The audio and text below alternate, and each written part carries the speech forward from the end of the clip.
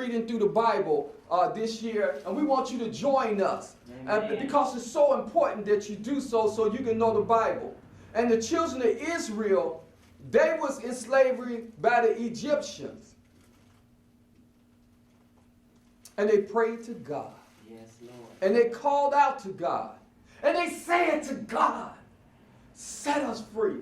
Yes. This is misery. They're killing us. They're working us from morning to night.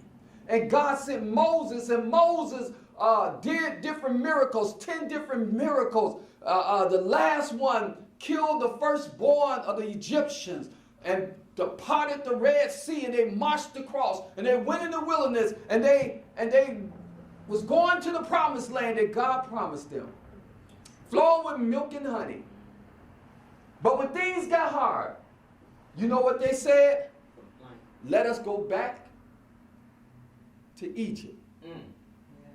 Let us go back to slavery again. Let us go back. We was better off in slavery. They said we was better off. Now, the reason why they said that, because their body physically wasn't enslaved, but their mind was. They thought slavery was their norm. And that's the same thing that happened to African Americans. In 1865, when the 13th Amendment came about, did you all know that when they set African Americans free, that most of them stayed on the plantation? They wouldn't even leave. Yeah, that's tight, man. You're right. Because their minds was enslaved. They said, well, if I leave, I don't know what to do. Preach, Pastor. I feel comfortable here. Preach. I know I got to work from morning to night. I know I'm going to be beaten. I know that that white man is going to rape my wife and daughters and family. But I'm staying here. Preach, Pastor. And that's the way it really was, because their minds was enslaved. When you say, well, Pastor Bromby, that has nothing to do with us now. Well, I'm different with you. I'm going to show you how we enslaved now. So the enemy knows that we're used to depression.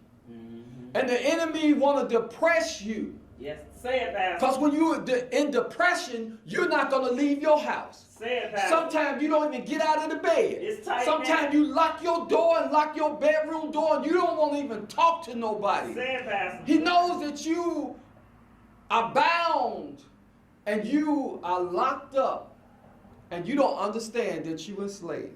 Yes, Lord. Depression. Yes. Jesus come to set you free. Say it, Pastor. You don't have to be depressed anymore. Say it. Because God got joy and happiness for you. Oh, yes, you don't have to be hopeless state of life. Yes. You have all type of financial obligation, and you feel you enslaved. Say it, Pastor. Jesus has come to set you free. He said, I come to give you life and life in abundance. Oh my, somebody give him praise right now. I come to give you joy and peace. Oh, bless God. Let's stop being enslaved by the enemy. Lord.